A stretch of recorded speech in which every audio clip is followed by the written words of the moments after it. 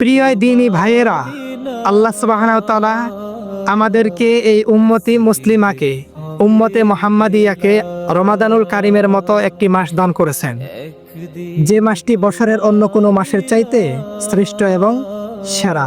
আলহামদুলিল্লাহ।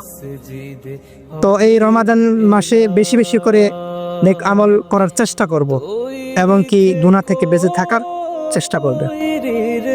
তো আজকের আলোচ্য বিষয় হলো ইস্তেগফার।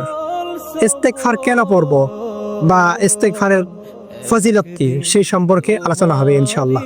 তো চলুন আলোচনা শুরু করি।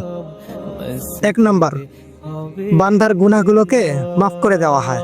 2 নম্বর, ইস্তেগফারের মাধ্যমে বালা মুসিবত দূর হয়। 3 নম্বর, রিজিক প্রশান্ত হয়। 4 নম্বর, পরিবারে শান্তি আসে। 5 নম্বর, শরীরে ঈমানি শক্তি বৃদ্ধি পায়। 6 নম্বর, হৃদয় স্বচ্ছ ও নির্মম হয়। 7 নম্বর, আল্লাহর সন্তুষ্টি অর্জন হয়।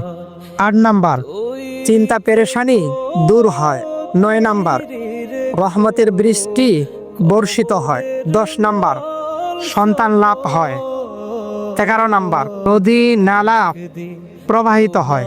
12 নম্বর, সম্মানিতদের সম্মান বৃদ্ধি করা হয়। 13 নম্বর, আযাব গজব থেকে রক্ষা পাওয়া যায়। 14 নম্বর, মুস্তাবুদ দাওয়াতের গুণ অর্জন হয়। অর্থাৎ ইস্তেগফার পাঠকারী এমন হয়ে যাবেন যে যখন তিনি যা দোয়া করবেন আল্লাহ সুবহানাহু ওয়া তাআলা সে দোয়াকে কবুল করবেন। 15 নম্বর, পরকালে জান্নাত লাভ হয়। তো ভিডিওটা তো আপনি দেখলেন, নিজে শিখলেন এবং কি জানলেন। তো অন্যদের শেখার জন্য ভিডিওটা শেয়ার করে দিবেন।